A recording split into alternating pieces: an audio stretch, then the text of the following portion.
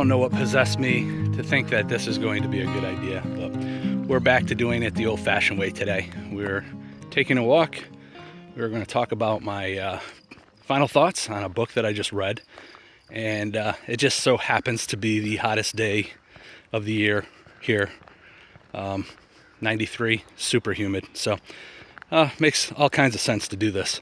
But to be honest, I did try doing this the other day. I tried doing it on the walk. I think what I'm going to do is, because I want to do this book justice, because this is a book that an author actually reached out to me to read, so I didn't want it to be little less than what I normally do. But I realize, like, if I'm trying to read from my notes, it just doesn't flow right. It doesn't sound right. There's no humor. And my thoughts are there, but it's just very robotic. So I do have a huge list, and I'm going to just talk off the top of my head about this book, and I'll check my list later to see if there's other things that I still want to talk about that I don't bring up. So with that said, like I had mentioned, this author reached out to me and asked if I would be interested in reviewing a book for him. He did tell me that I was going to be the first booktuber to actually be able to do a review on it, so I was pretty excited about that. I think that just means he's super desperate if he's reaching out to me. I'm kidding, Andy. I'm kidding. So the name of the book is The Druid and the Elephant, and the author is Andy Morrall.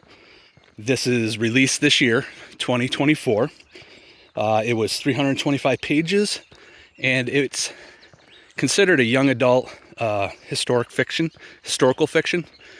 I did have to look up what YA was, because when I was reading this, I kind of felt like it was a little more, with the violent aspect, it was a little more mature than what I thought a young adult was, but clearly what I think a young adult is actually middle grade. So yeah, I went into this book kind of putting myself in a mentality of being a younger reader.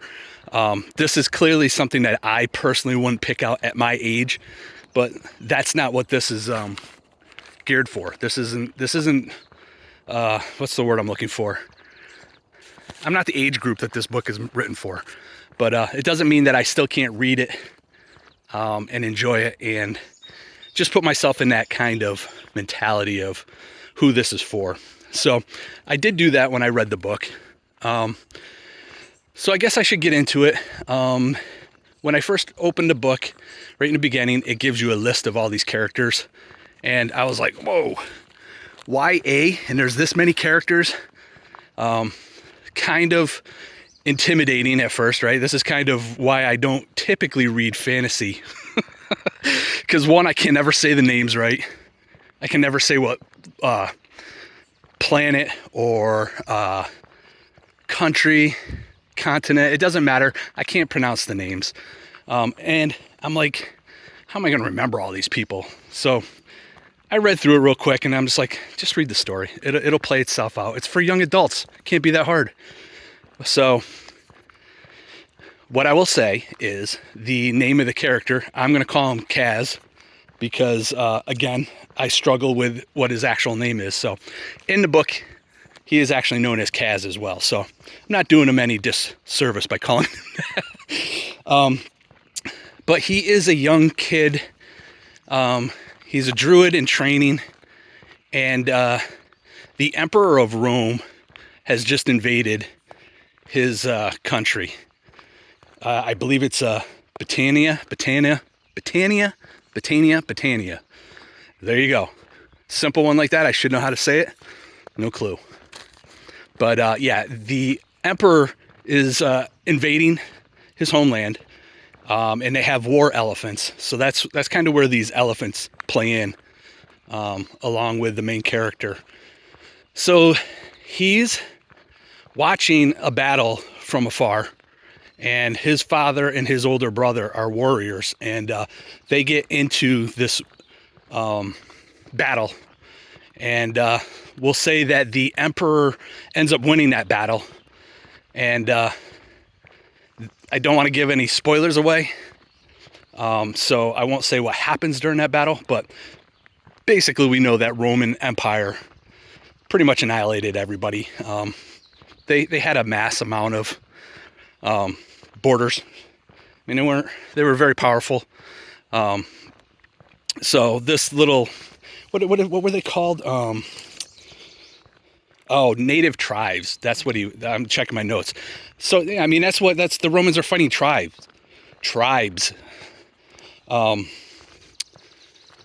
So of course they're probably going to win most of these battles. But anyway, the native tribe ends up losing the battle, and let me just check my notes here, because they're called the High Druid, and these are the people that are in charge. I guess they're kind of they're the High Druids. They're the upper echelon of all the Druids, and they've come up with an idea, and it's a pretty ingenious idea. Sometimes I question if that's what's happening in this country.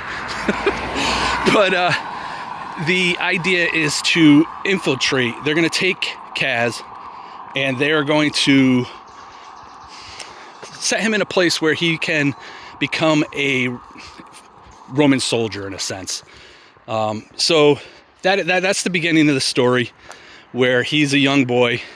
He's training to be a druid, and he gets put into a position where he can now join the Roman Empire.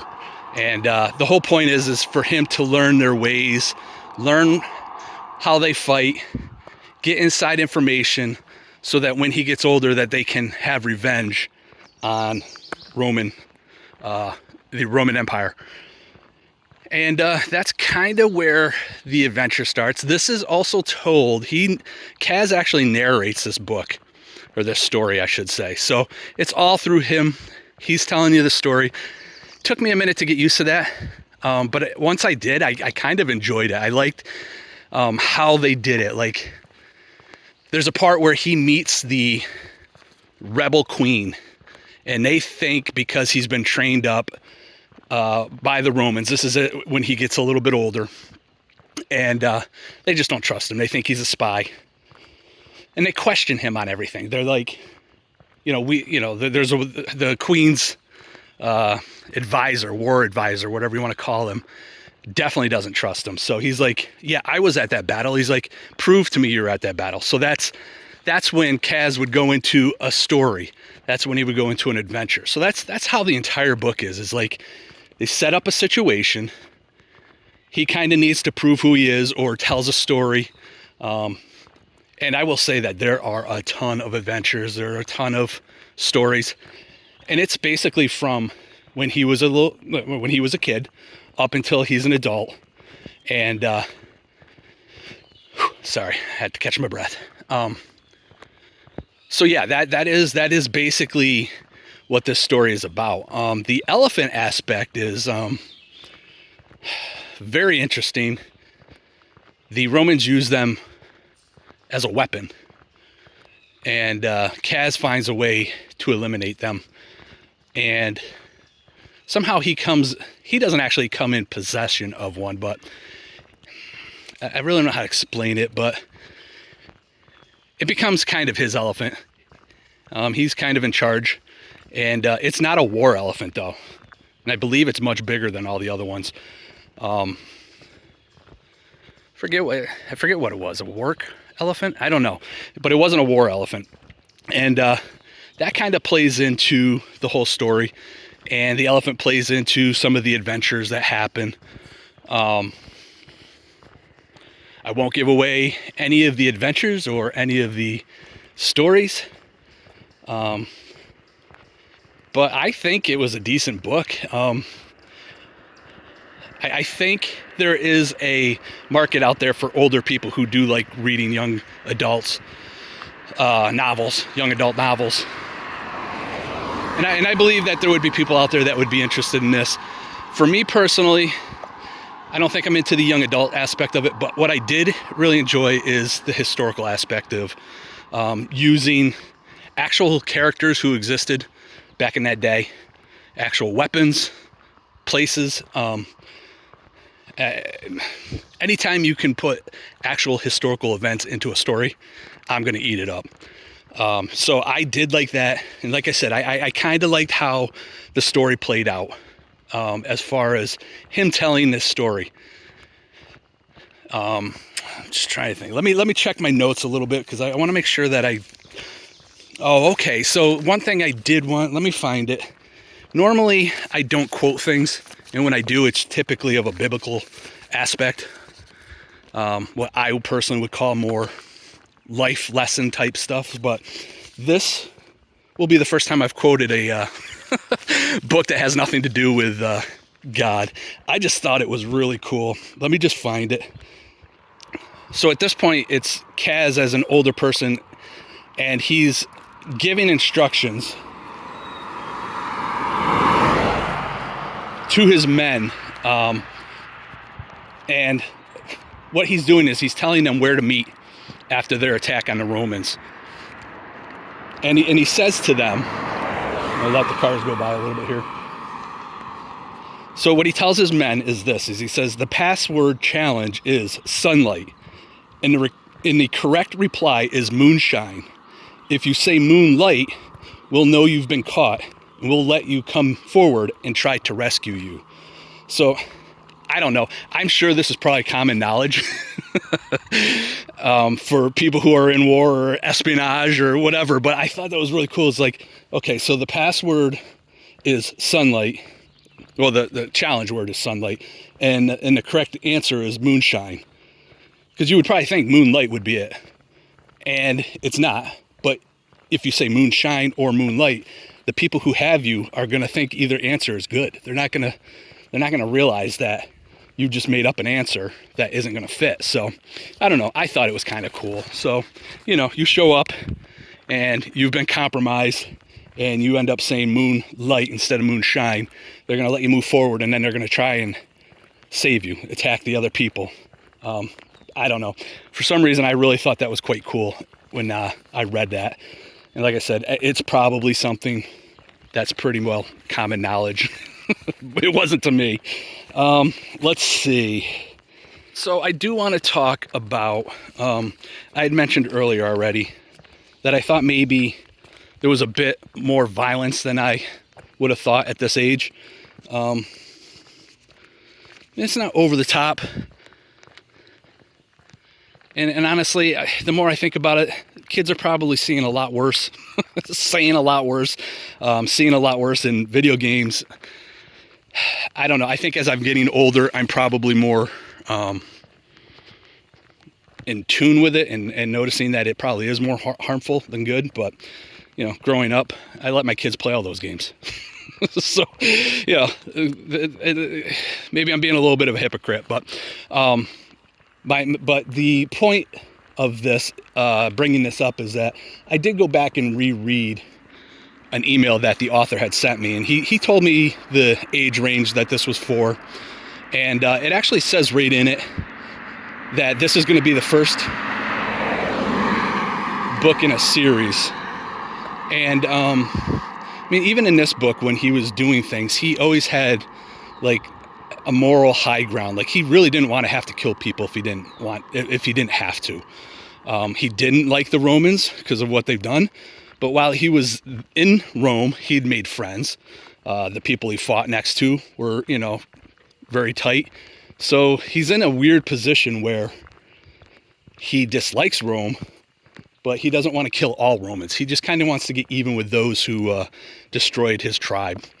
And so there is a bit of a violence, but in the email, he did say that in further episodes or further series, further books, I'm sorry, I'm really struggling here, that is going to be some of the story. It's like he's going to start to realize that violence isn't the answer to everything. So I'll be curious to see how the next book comes out, how that plays out.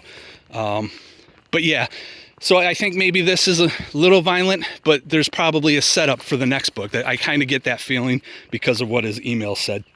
And he brought that up totally to me, so that was nothing that I asked or said anything about. So I kind of just feel like that's the point of why this might be a little more violence. But let's be honest.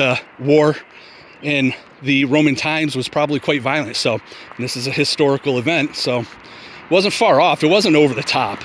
All right. So I guess overall, the gist of the story is him being a boy, seeing a horrific incident. People who are in charge of him as far as the career path he's going down as a druid, they come up with a game plan on how they're going to get even with the Empire, the Roman Empire. They play it out. He plays it out, actually, because it's him that's involved. And through the entire book, it's just all these adventures, all these stories, and it was quite enjoyable. So something about me, I don't like change, but I realized that I need to change how I rate books. I've always wanted to add quarters into things, but since day one when I started doing this, I've always given half. So I was like, oh, I can't change it now. It's been 3 years. I'm changing that now because I'm giving this a 3.75. And those of you who know me, if I give a book a 4, that to me is probably, I'd say a high percentage of people who would give 5s. For me, a 5, I just had my first 5 this year. We're halfway through the year, so that tells you how often I give 5s. So a 4 to me is probably a normal person's 5. I didn't feel like this was a 4, but I also didn't feel like it was a 3.5. I felt like it was better, so I'm giving it. I'm going to go with the quarters from now on. So I'm giving this a 3.75. Yeah, I guess if what I would say is, again, the target range is like a 10 to 12-year-old. Maybe push it up to 14 if they're not quite that mature, you know. We all mature at different ages, stages, times. Look at me, 52, and I act like I'm 12, so that's a perfect example. But yeah, I thought it was a good book, man. The only thing I wish is that it wasn't a YA. Like, I kind of wish it was meant for adults, because I think it could have been better for that aspect. But for as a kid's book, it's still a good book. It's still a really good book. I was just being greedy and personally wanted it to be for me. How's that? So yeah, I think that's it. Andy, I want to say thank you for reaching out and taking a chance on this clown reviewing your book. I do look forward to the next installment, because I'd be curious to see how you plan on playing this out. So yeah, all right, I think that's it. I will piece this together, try to make it a little bit shorter. Hopefully I didn't repeat myself too much. I do feel like this went a lot better. I kind of hit on everything I wanted to hit on without sounding like a robot. Again, thank you, Andy. I enjoyed the book, and I do appreciate you reaching out to me. So if you've made it this far, everybody, as I always like to say, thank you, and I will talk at you later. Bye-bye.